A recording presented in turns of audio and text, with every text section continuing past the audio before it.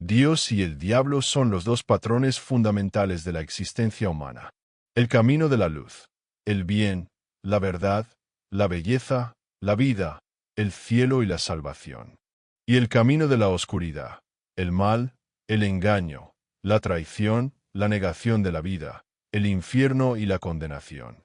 La realidad del mal es una fuente de profunda y extraña fascinación. De hecho, parece que, mientras muchos de nosotros elegimos el bien sobre el mal, algunos no pueden evitar caer en la tentación de hacer el mal. Nada es más fácil que denunciar al malhechor. Nada más difícil que comprenderlo. Debemos ser conscientes del mal interior para no caer víctimas de sus efectos. Cuando nos identificamos únicamente con el bien y negamos nuestra capacidad de hacer el mal, inevitablemente lo proyectamos sobre otras personas. Toma control de nosotros como un poder autónomo, a menudo claramente visible para los demás, aunque no para nosotros mismos. El diablo tiene el carácter de una personalidad autónoma, mayor que la conciencia del hombre y mayor que su voluntad. Cuando señalas a alguien con un dedo, 3 dedos te señalan de regreso. La única realidad es que todos somos capaces de hacer el mal, y la postura moral correcta es conocer el mal, pero elegir no hacerlo. La creencia en demonios ocurre históricamente en todo el mundo. Generalmente son vistos como entidades sobrenaturales malévolas. Los daimones de la antigua Grecia, sin embargo, se dividían en categorías de buenos y malos, Agathodaim y Kakodaim. El primero es un ángel guardián o figura tutelar que media entre los hombres y los dioses, mientras que el segundo es el demonio adversario. El daimon es un espíritu superior constantemente consciente de su íntima conexión con otros seres humanos, con la naturaleza y con todo el cosmos. Cuando nuestro daimon interior está en buen orden, experimentamos eudaimonía, un estado de buen espíritu y plenitud. Sin embargo, el Kakodaim trae problemas y nos distrae de nuestro camino hacia la integridad. El diablo se asemeja a los faunos y sátiros de la mitología griega y romana, quienes eran compañeros de Dionisio, el dios griego del vino, la embriaguez y la festividad. Por otro lado, el dios Pan está asociado con lo salvaje, las cabras, los pastores, la fertilidad y la música. Hay un tema general de placeres mundanos en estos seres míticos. La palabra pánico deriva de Pan, quien era la fuente de sonidos misteriosos que provocaban miedo contagioso en los rebaños y ataques de pánico en las personas que frecuentaban lugares solitarios. Mientras que en el miedo sabemos que nos amenaza y nuestras percepciones se agudizan para superar el peligro. En la ansiedad nos sentimos amenazados sin saber qué pasos tomar para enfrentar los peligros, y en lugar de agudizarse, nuestras percepciones generalmente se vuelven confusas o vagas. Pandemonio, literalmente, todos los demonios. Que se refiere a un alboroto salvaje, confusión y caos, fue acuñado por primera vez por el poeta inglés John Milton para describir la ciudad capital del infierno en su poema épico El paraíso perdido. Estas palabras han permanecido en nuestro lenguaje y aún definen mejor la destructiva confusión que el diablo y sus secuaces pueden causar en nuestro mundo y en nosotros mismos. En la Biblia, las ovejas son consideradas seguidores leales del Hijo de Dios, metafóricamente un pastor. Las cabras, en cambio, son desobedientes y difíciles. Las cabras se utilizaban en rituales de expiación como portadoras de los pecados de la nación, y eran liberadas para supuestamente llevar el mal al desierto. De aquí proviene el término chivo expiatorio, un proceso psicológico en el cual otros son señalados y reciben culpas indebidas por algo. Las personas usan a otros como chivos expiatorios para ocultar sus propios defectos más grandes. Esta proyección suele ocurrir de manera inconsciente debido a rasgos de sombra reprimidos, envidia, ira, culpa, lujuria, etc. El psiquiatra y psicoanalista suizo Carl Jung hace una afirmación profunda. Este es el significado más profundo del hecho de que Cristo como Redentor fue crucificado entre dos ladrones. Estos ladrones, a su manera, también fueron redentores de la humanidad, fueron los chivos expiatorios. En la proyección de la sombra, uno queda atado a otros en odio. Las clases bajas, las minorías raciales y nacionales, y otras religiones suelen convertirse en blancos de contenidos psíquicos reprimidos. La sombra es la parte desconocida de nosotros mismos, que se convierte en el lado oscuro de nuestra personalidad cuando es ignorada. Ninguno de nosotros está fuera de la oscura sombra colectiva de la humanidad. Es una verdad de la vida que cuando los aspectos negativos de nosotros mismos no son reconocidos como parte de nuestro interior, aparecen actuando contra nosotros en el exterior. Ser acusado de algo que no hiciste es doloroso, y esa mentira crea una herida que puede infectarse durante años. Cuando hacemos algo inesperado, decimos, no sé qué demonios se me metió. El diablo es un chivo expiatorio útil. En contraste, en la proyección del Salvador, uno queda atado a la otra persona no en odio, sino en adoración ciega y acrítica. Un líder así con frecuencia desarrolla un complejo de Dios. Los líderes pueden convertirse en figuras casi divinas por sus promesas de salvar a la nación de la pobreza, el hambre y la miseria. Son los portadores simbólicos del inconsciente de millones de personas. El diablo recibe muchos nombres: Satanás, Lucifer, la gran bestia, Belcebú, el príncipe de las tinieblas. Es el adversario, el acusador, el tentador, el engañador y el que divide al hombre de Dios. El diablo es increíblemente perverso y maligno, pero también inteligente y astuto. Es el padre de todos los embaucadores. Eso es lo que lo hace tan peligroso. La palabra inglesa devil proviene del griego diabolos, el que divide. Diabólico es el término en el inglés contemporáneo. El verbo griego, diabolen, significa literalmente desgarrar o separar. El antónimo de lo diabólico es lo simbólico, que proviene de ese griego meboyen, unir o poner junto. El psicólogo existencialista estadounidense Rollo May escribe: lo simbólico es aquello que reúne, ata, integra al individuo consigo mismo y con su grupo. Lo diabólico, en contraste, es aquello que desintegra y despedaza. Cuando una comunidad se forma, puede ser fuente de amor fraternal, de amar al prójimo como a ti mismo. El diablo, en cambio, dispersa y produce discordia. La dispersión es una señal del poder oscuro, ya sea la división de comunidades, familias o culturas.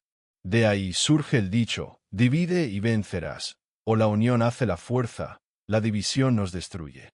Rollo May identifica 3 características de lo diabólico que son tan relevantes hoy, o incluso más, que en el pasado: el amor por la desnudez, la violencia y la división. Mientras que antes la desnudez y los aspectos del cuerpo eran privados y reservados para el acto sagrado de la unión sexual dentro de matrimonio, ahora la ropa está destinada a llamar la atención sobre las partes privadas del cuerpo. La sexualización general de la cultura también se relaciona con este aspecto, exacerbada por la facilidad de acceso que la tecnología ofrece a los deseos de lujuria insatisfechos.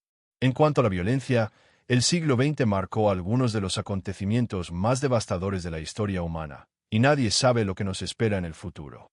Finalmente, al diablo le encanta dividir.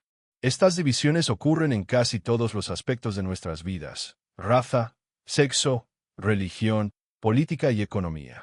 Lo demoníaco es una inversión del orden.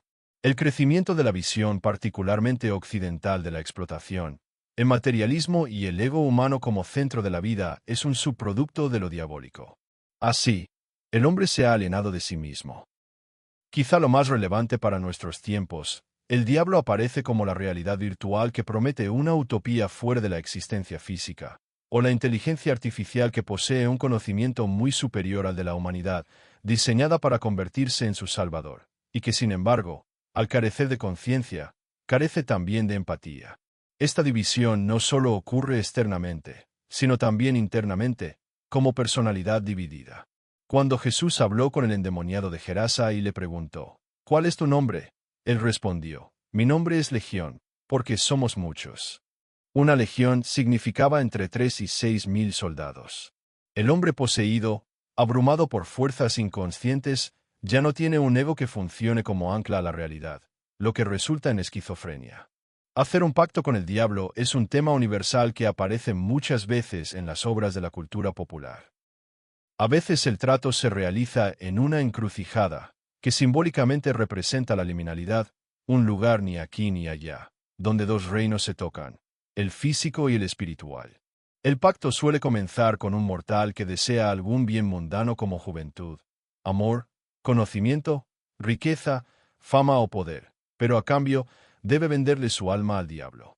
Esto se ejemplifica en la leyenda alemana de Fausto, basada en la esquiva figura de Johann Georg Faust, un alquimista, astrólogo y mago alemán.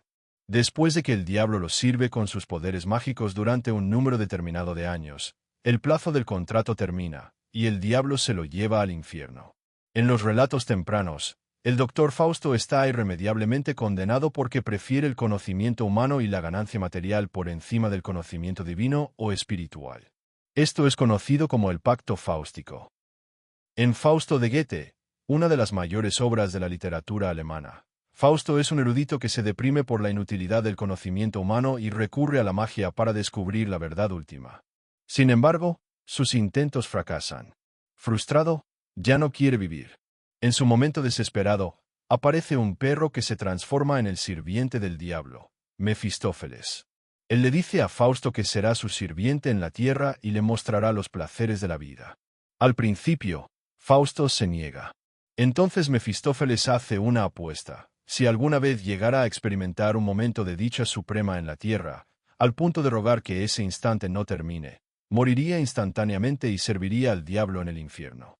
Fausto, que cree que no puede perder la apuesta porque nunca estará satisfecho y por lo tanto nunca experimentará el gran momento, acepta el trato y se sella con un pacto de sangre. Finalmente, Fausto experimenta un momento de dicha y muere. Sin embargo, cuando Mefistófeles está a punto de reclamar su alma, Fausto es salvado por la gracia de Dios.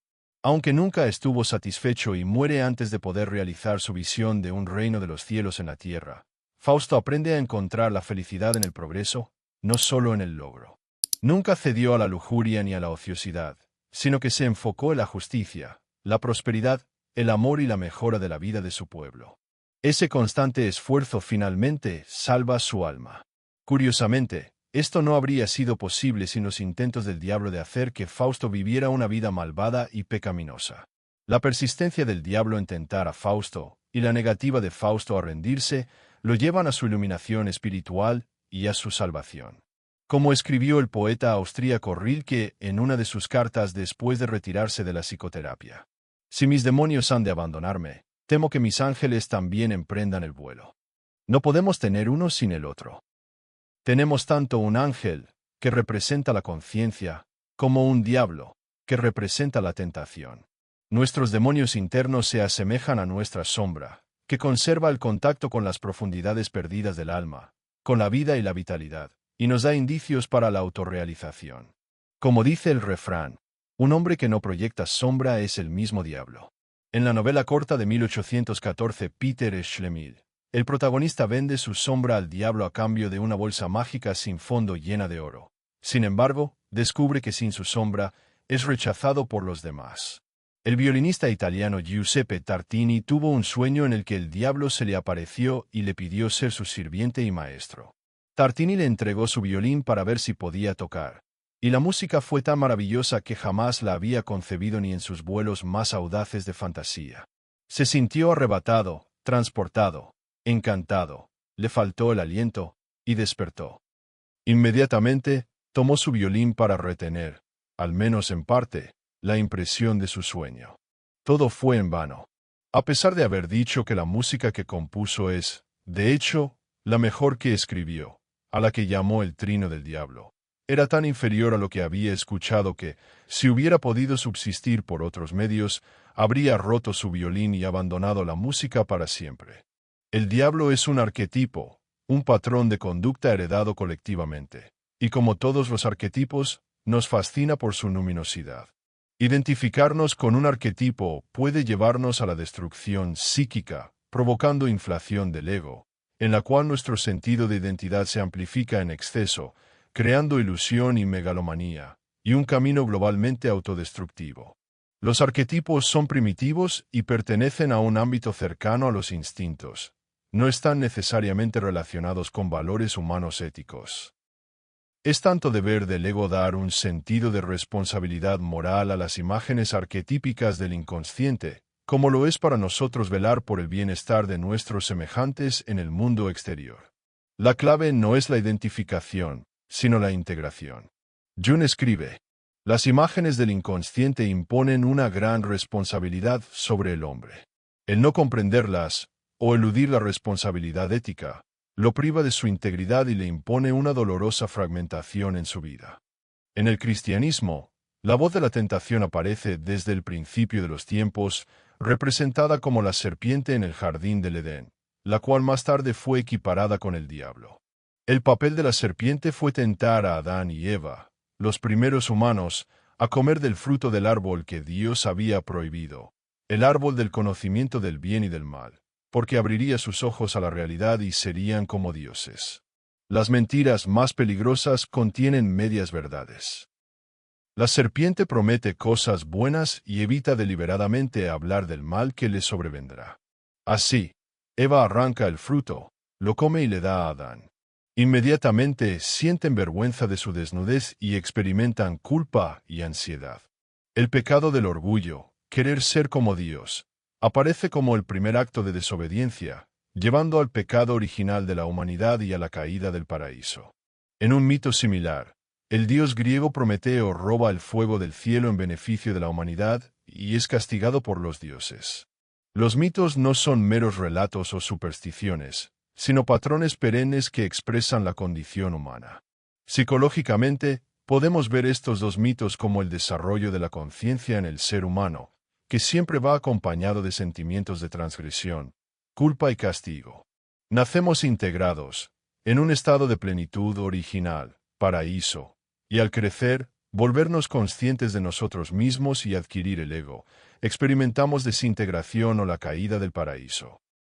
Pasamos de vivir bajo el círculo reconfortante y nutritivo de la madre, a tener que abandonar el nido de comodidad. Si no nos lanzamos al fuego de la vida, no podemos reintegrarnos ni recuperar nuestra relación con nuestro estado natural de ser. Dado que la plenitud solo tiene sentido cuando reunimos nuestro yo fragmentado, este acontecimiento también se describe como feliz culpa, caída afortunada o feliz culpa. Sin una caída, no podemos experimentar la redención. La desintegración representa la condición necesaria para toda autorrealización. Antes de profundizar en la psicología del diablo, debemos explorar primero los diferentes significados de los nombres Lucifer y Satanás. Lucifer, el portador de luz, es el nombre latino para las apariciones matutinas del planeta Venus, la estrella de la mañana, visible antes del amanecer. El planeta también aparece como la estrella vespertina, visible después del atardecer, dependiendo de la fase de su órbita alrededor del Sol. En el folclore romano, la estrella de la mañana fue personificada como una figura masculina que portaba una antorcha. Las estrellas eran entonces consideradas seres celestiales vivientes. En el mito, la estrella de la mañana es interpretada como un ser celestial que lucha por alcanzar el más alto trono del cielo, solo para ser arrojada al inframundo. La estrella de la mañana, uno de los objetos más brillantes en el cielo, está llena de orgullo. Después de su breve declaración de victoria, es humillada y desaparece de la vista cuando el Sol Todopoderoso se levanta e inunda todo con su luz. La primera referencia a la estrella de la mañana como un individuo ocurre en el libro de Isaías. ¿Cómo caíste del cielo, lucero de la mañana, hijo de la aurora? Fuiste derribado a la tierra, tú que debilitabas a las naciones. Tú que decías en tu corazón, subiré a los cielos, levantaré mi trono por encima de las estrellas de Dios. Pero has sido derribado al Seol, a lo más profundo del abismo. Aunque este pasaje en realidad se refiere a la condena de un rey malvado de Babilonia, ha sido interpretado como una alegoría de la caída de Satanás del cielo. Considerando el orgullo como el pecado mayor, amar más a uno mismo que a los demás y a Dios, Lucifer se convirtió en sinónimo del diablo. El orgullo no solo fue lo que provocó la caída del hombre del paraíso, sino también lo que llevó al diablo y a sus ángeles a rebelarse contra Dios y ser expulsados del cielo. Esto se describe en el libro apocalíptico de Apocalipsis, donde ocurre una guerra en el cielo entre los ángeles liderados por el arcángel Miguel contra los ángeles rebeldes dirigidos por el dragón, o el diablo. Entonces hubo una gran batalla en el cielo. Miguel y sus ángeles lucharon contra el dragón, y lucharon el dragón y sus ángeles, pero no prevalecieron, ni se halló ya lugar para ellos en el cielo.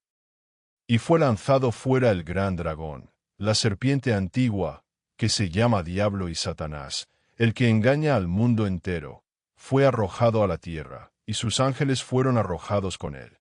No fueron solo unos pocos ángeles los que estuvieron del lado del diablo, sino una tercera parte de ellos que se negaron a unir su libre albedrío con la voluntad de Dios, y descendieron al infierno como ángeles caídos. Las penas del príncipe de las tinieblas son tan inconmensurables como la eternidad misma. Excluido del cielo, escuchar a lo largo de los eones sin fin las lejanas voces de los ángeles a quienes alguna vez conoció y amó, y ser un errante entre desiertos de oscuridad. La confusión surge cuando Jesús también es descrito como la estrella de la mañana en el libro de Apocalipsis. Sin embargo, se lo describe como la brillante estrella de la mañana. En otras palabras, la luz del diablo es una pobre imitación de la verdadera luz del mundo, y aunque ambos fueron llamados estrella de la mañana, solo uno de ellos representa la luz auténtica. No es coincidencia que el diablo se disfrace como ángel de luz, pues es un engañador. Al diablo también se le da el nombre de Satanás, que significa adversario o acusador. Él es quien coloca una piedra en tu camino justo donde menos lo deseas, y luego te culpa por tu fracaso. En el libro de Job, el siervo más fiel de Dios, Job, es un hombre justo que honra a Dios y ha sido bendecido con salud, familia y riqueza. En el cielo, Dios pregunta a Satanás su opinión sobre la piedad de Job. Satanás dice que su siervo solo le es fiel porque ha sido bendecido con prosperidad, pero que si todo lo valioso le fuera quitado, seguramente sufriría y maldeciría a Dios. Así, Dios le concede permiso a Satanás para poner a prueba la fe de Job. Satán es la duda destructiva dentro de la personalidad de Dios, y sin embargo, tiene una misteriosa necesidad existencial tanto para Dios como para el hombre y su relación mutua. Mensajeros llegan para decirle a Job que sus animales, sirvientes e hijos han muerto. Devastado, Job cae al suelo y clama: Desnudo salí del vientre de mi madre, y desnudo allá volveré. El Señor dio, y el Señor quitó. Bendito sea el nombre del Señor. Job permanece firme en su fe. Esta vez, Satanás aflige todo el cuerpo de Job con llagas. Mientras yace en un dolor insoportable, su esposa le dice: maldice a Dios, y muere. Pero Job permanece fuerte en su fe. 3 de sus amigos vienen a él, lloran, y se sientan a su lado durante 7 días, sin pronunciar palabra, porque la aflicción de Job era muy grande. Después de esto, Job abre su boca y maldice el día en que nació, y anhela la muerte que no llega. Sus amigos no pueden comprender cómo un Dios justo castigaría a un hombre inocente y piadoso. Piensan que su sufrimiento debe estar bien merecido y lo acusan de haber cometido pecado. Sabiendo que su conciencia estaba limpia, Job se cansó de sus acusaciones y los llama consoladores miserables. Job pasa de su actitud piadosa a reprender a Dios por su ira desproporcionada e injustificada. Los malvados tienen poder sobre los mansos, y Dios no hace nada para castigarlos. Dios responde al clamor de Job y aparece en un torbellino. Describe la complejidad del mundo que él ha creado. Hacer justicia en un mundo lleno de maldad es complicado y no es blanco o negro como Job y sus amigos parecen pensar. Así como hay orden en el mundo, también hay caos, como se ve en las 2 criaturas, Behemoth y Leviatán, a las que Dios señala. Vivimos en un mundo que no está diseñado para evitar el sufrimiento. Job confía en la sabiduría de Dios a pesar de su dolor.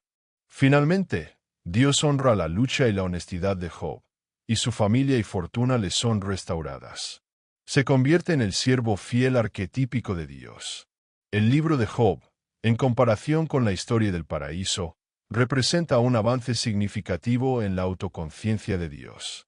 Adán y Eva son expulsados de la presencia de Dios como si su conocimiento del bien y del mal fuera una ofensa contra el Creador. En Job, se comienza a comprender que este conocimiento es fructífero cuando el libre albedrío se combina con la infinita sabiduría de la voluntad divina de Dios.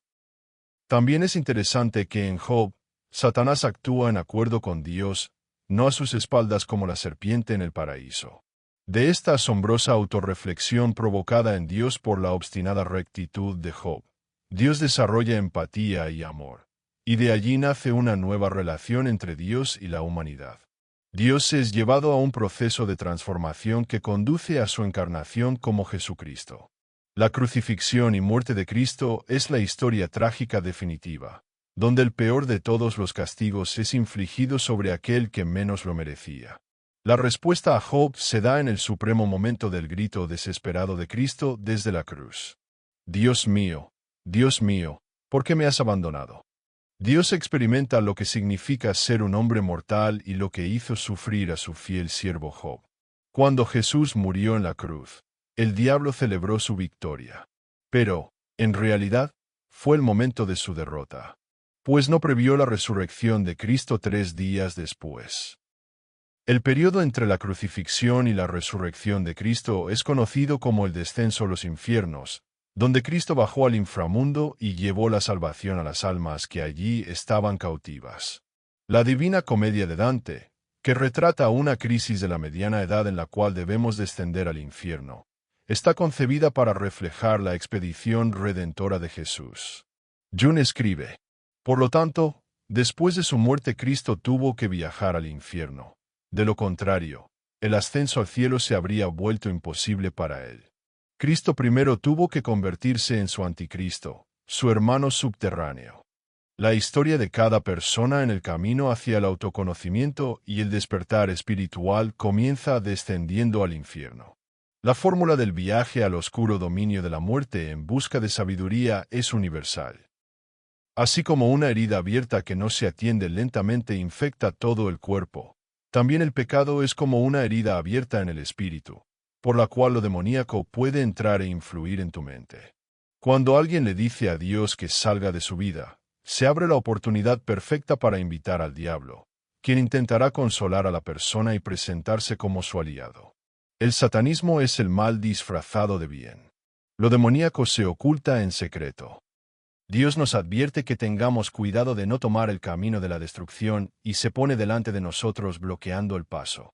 Parece que Él no está de nuestro lado porque no somos libres y no podemos hacer lo que queremos. El diablo, en cambio, aparenta estar de nuestro lado y susurra a nuestro oído: haz simplemente lo que te haga feliz. La vida es demasiado corta. Los tiempos han cambiado, vivimos en un mundo nuevo con nuevas reglas. Todos los demás lo hacen. ¿Por qué tú no? No obedezcas a nadie, tú eres el Dios de ti mismo. Así es como habla el diablo, y cuando experimentamos la inflación del ego, él sonríe porque es solo cuestión de tiempo antes de que nos unamos a su reino de oscuridad. El orgullo precede a la caída. Satanás cree que es igual a Dios. La realidad gira en torno a él, y son sus visiones las que importan por encima de todo, llevándolo a rebelarse contra todos los que no estén de acuerdo. El orgullo es el origen de todo mal. Antes de pecar, Dios parece ser el acusador y el diablo nuestro defensor. Sin embargo, después de pecar, los papeles se invierten. Dios se convierte en el defensor y el diablo en el acusador. Dios no es un tirano que dice: haz esto o serás castigado, sino más bien: haz esto porque te hará bien. Lo diabólico puede ser invitado indirectamente como resultado de las acciones de una persona, acciones que aumentan la susceptibilidad a la influencia demoníaca. Esto es especialmente aterrador cuando uno no es consciente de ello. Más raramente, las personas se involucran en la sujeción demoníaca, sometiéndose voluntariamente al diablo, como es típico en cultos o pactos con el diablo. Todo patrón de pecado es aceptado e interiorizado, lo que lleva al desprecio de los demás y del mundo. Si bien existen casos de actividades extraordinarias de lo demoníaco que pueden suceder de formas muy directas y aterradoras, como la infestación demoníaca, la presencia del mal en un lugar, animal u objeto, la vejación demoníaca, ataques físicos de un demonio, y la posesión demoníaca, cuando el demonio toma control completo del cuerpo de una persona, nos centraremos en las actividades psicológicas de lo demoníaco. La línea entre el comportamiento demoníaco y los problemas de salud mental es difusa, y no se pierde nada al visitar tanto a un psicólogo como a un sacerdote, pues ambos son complementarios para sanar nuestra alma y fortalecer nuestro espíritu. La tentación es la actividad ordinaria del diablo. Es una realidad para nosotros cada día. La puerta que lleva a la destrucción es ancha, y muchos entran por ella. Pero la puerta hacia la paz es estrecha, y nadie puede entrar sino a través de la aflicción del alma. El diablo busca grietas en nuestra armadura espiritual para tratar de entrar, cuya fortaleza depende de lo que Aristóteles llamó el justo medio, el punto entre la carencia y el exceso de un rasgo, como la confianza entre la autodepreciación y la vanidad. La tentación comienza con el engaño, creer en las mentiras del diablo, que promete el bien solo para entregar el mal.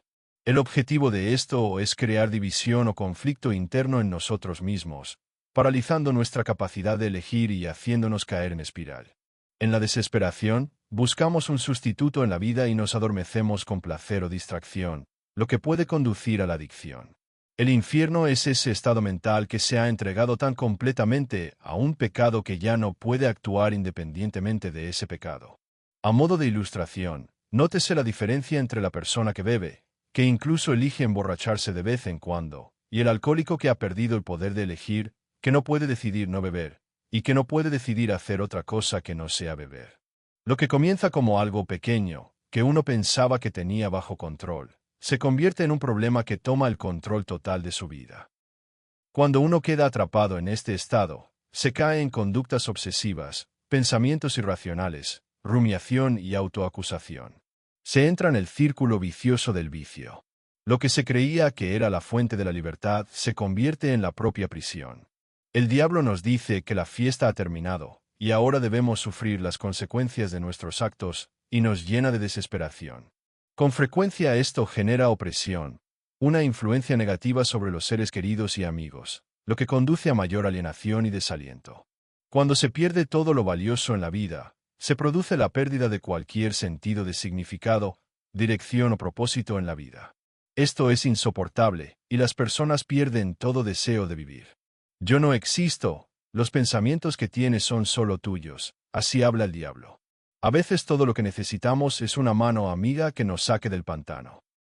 El diablo nos tienta en lo que cree que son nuestras áreas de debilidad de la vida, y aunque no puede leer nuestros pensamientos como un Dios todopoderoso, es un excelente observador. Por lo tanto, si vas a superar al diablo, es de suma importancia que no le des ningún aviso previo. En los cuentos de hadas, es el tonto quien a menudo vence al diablo, generalmente sin intención, porque posee una pureza de corazón que no puede ser corrompida. Cuando el diablo identifica nuestras debilidades, también podemos usar esto a nuestro favor, pues sabremos en qué enfocarnos. Para Jung, una forma en que el diablo puede representarse es como una neurosis. Él escribe: el diablo describe el lado grotesco y siniestro del inconsciente, pues nunca lo hemos enfrentado realmente, en consecuencia, ha permanecido en su estado salvaje original. Probablemente hoy nadie sería tan temerario como para afirmar que el europeo es una criatura corderil y no poseída por un diablo. Los espantosos registros de nuestra época son claros para todos, y superan en horror todo lo que cualquier época anterior, con sus débiles instrumentos, pudo haber esperado lograr. El diablo es el aspecto diabólico de toda función psíquica que se ha liberado de la jerarquía de la psique total y ahora goza de independencia y poder absoluto. Como tal, nuestros demonios internos pueden equipararse con la sombra autónoma. Este rechazo de la sombra ocurre en la infancia, donde nuestros instintos animales suelen ser castigados por las instituciones sociales y los estándares convencionales de conducta, el superyo. A medida que crecemos, reprimimos gran parte de lo que hacemos o pensamos, ya que se considera inaceptable. Esto conduce a la represión. Nuestros rasgos inaceptables regresan a la capa inconsciente de la personalidad, donde permanecen como la sombra. Cuando ocasionalmente atraviesan la barrera de la represión, la sombra se manifiesta de maneras patológicas. Al negar nuestro lado oscuro, descuidamos la mitad de nuestra existencia como seres humanos. En la mitología, la sombra aparece personificada en una figura del mismo sexo, como nuestro hermano oscuro que acompaña y se aferra a su contraparte luminosa, Caín y Abel, Set y Osiris, Mefistófeles y Fausto, y el señor Hyde y el doctor Jekyll. El analista junguiano Erich Neumann escribe: al aceptar el mal, el hombre moderno acepta el mundo y a sí mismo en la peligrosa doble naturaleza que pertenece a ambos. Esta autoafirmación debe entenderse en el sentido más profundo como una afirmación de nuestra totalidad humana, que abarca tanto la mente inconsciente como la consciente y cuyo centro no es el ego, que es solo el centro de la conciencia, ni tampoco el llamado superyo, sino el sí mismo. En el tarot, el diablo es una de las 22 cartas de los arcanos mayores, y tiene un simbolismo diferente en comparación con la visión cristiana del diablo como mal puro. La imaginería proviene en parte de la famosa ilustración de Baphomet de Eliphas Levi, supuestamente adorado por los caballeros templarios. Es una figura hermafrodita que también tiene cuernos de cabra, alas de murciélago y las garras de un ave de rapiña. 2 dedos de la mano derecha apuntan hacia arriba y 2 de la izquierda hacia abajo, simbolizando la máxima alquímica: como es arriba, es abajo. Sus brazos llevan las palabras latinas salvi coagula, separar y reunir. Jung escribe: un intento tal como la unión de los opuestos le parece a la mentalidad cristiana algo diabólico, algo maligno que no está permitido, algo perteneciente a la magia negra. En la psicología junguiana, el papel que juega el diablo señala la imagen unilateral occidental de Dios. En Occidente, el comportamiento paradójico y la ambivalencia moral de los dioses de la antigüedad clásica no fueron tolerados. En el judaísmo clásico, Yahvé posee tanto luz como oscuridad. El bien y el mal no están separados el uno del otro, sino que son aspectos interrelacionados de su luminosidad. Yo formo la luz y creo las tinieblas. Hago la paz y creo la adversidad. Yo, el Señor, hago todas estas cosas. En tiempos posteriores, el Yahvé moralmente ambiguo se convirtió en un Dios totalmente bueno, sin partícula alguna de mal en su naturaleza. El cristianismo amputó la mano izquierda de Dios, relegando a Satanás a las regiones inferiores, dejando así a un Dios totalmente benefactor para reinar supremo en el cielo. Todo cambia con la encarnación de Cristo. Dios deja de ser ambiguo y ahora se manifiesta la forma de un hombre que es consciente, por lo tanto, tiene que discriminar entre el bien y el mal. Cristo quiso transformar a Yahvé en un Dios moral de bondad, pero al hacerlo desgarró los opuestos que estaban unidos en él. Así, lo primero que hizo Cristo fue separarse de su sombra y llamarla diablo. El diablo se volvió psicológicamente inevitable, en tanto que es la personificación del lado oscuro separado de Cristo. A diferencia de Cristo, el diablo fue creado, no engendrado. Sin embargo, aunque Cristo es la encarnación del bien, todavía quedan huellas de su ambivalencia moral original, como cuando declara: no vine a traer paz, sino espada. De hecho, el libro de Apocalipsis puede haber sido escrito para ofrecer un contraste al Evangelio de amor de Cristo. El diablo puede considerarse como la insatisfacción de Dios consigo mismo, una proyección de su propia duda que actúa como un recordatorio constante de la falla en la creación, y por lo tanto como un impulso constante hacia la realización consciente y hacia una mayor plenitud. Debemos tener cuidado, sin embargo, de no antropomorfizar a Dios como un ser, porque Él es el ser mismo. El diablo es una figura necesaria en la vida, no solo porque nos permite distinguir el bien del mal, el cielo del infierno, la virtud del pecado, sino también porque hace posible la acción y la libertad humanas. Si Dios no hubiera permitido al diablo la libertad de rebelarse, no habría habido conciencia del ego, ni civilización, ni oportunidad de trascender el ego mediante la autorrealización. Los humanos habrían sido poco más que máquinas, y todo habría permanecido uno para siempre. La razón de la ausencia de la sombra es la doctrina del sumum bonum, el bien supremo. Para el cristiano, ni Dios ni Cristo podían ser una paradoja. Ambos tenían que tener un solo significado. Dios crea al hombre a su imagen. Por lo tanto, el hombre debe ser fundamentalmente bueno, pero mediante su libre albedrío puede elegir lo contrario. Esta perfección unilateral, sin embargo, exige un complemento psíquico para restaurar el equilibrio, o de lo contrario el hombre quedará irremediablemente dividido en dos mitades irreconciliables. El concepto de privatio boni, la ausencia de bien, establece que el mal es simplemente la ausencia o carencia del bien, y que por lo tanto todo lo que existe es bueno. Esta idea atormentó a Jung y se convirtió en el centro de gran parte de su correspondencia con varios clérigos cristianos, en particular con el padre Víctor Witte. Para Jung, el bien y el mal están atrapados en un duelo eterno por la supremacía.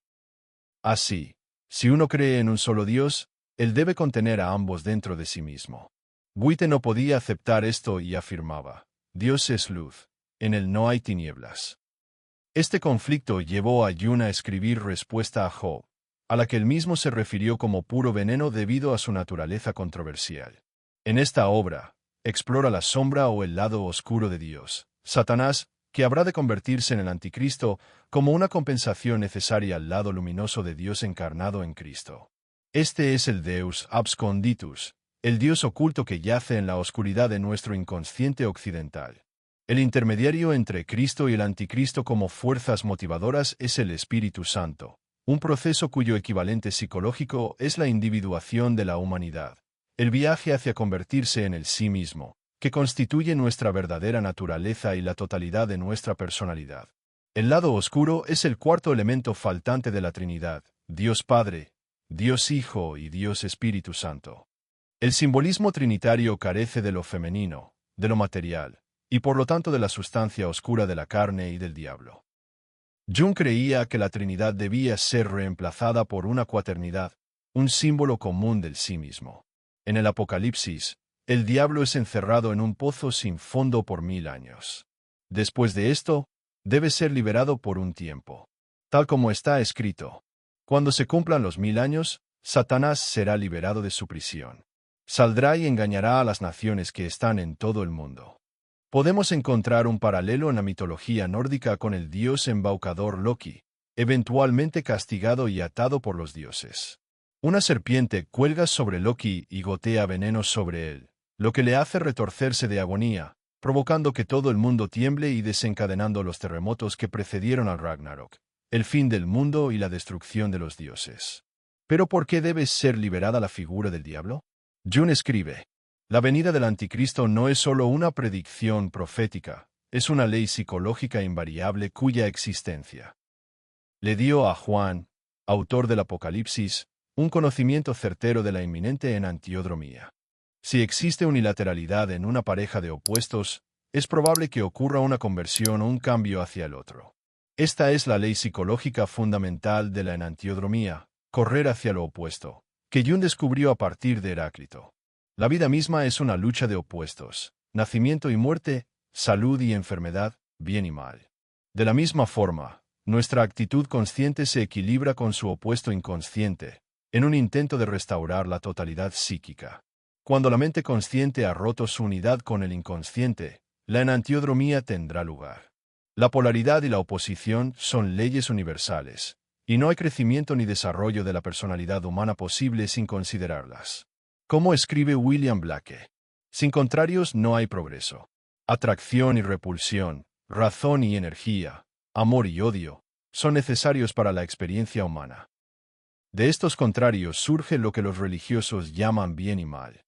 Uno puede dominar esta polaridad solo liberándose de ella al contemplar ambos extremos, y así alcanzar una posición intermedia. Estar en la frontera entre el yin y el yang. Solo allí uno deja de estar a merced de los opuestos. Y para esto, uno debe ser consciente de la dualidad de su propia naturaleza. Todo lo que conduce a la totalidad es bueno, todo lo que conduce a la división es malo. La integración es buena, la desintegración es mala.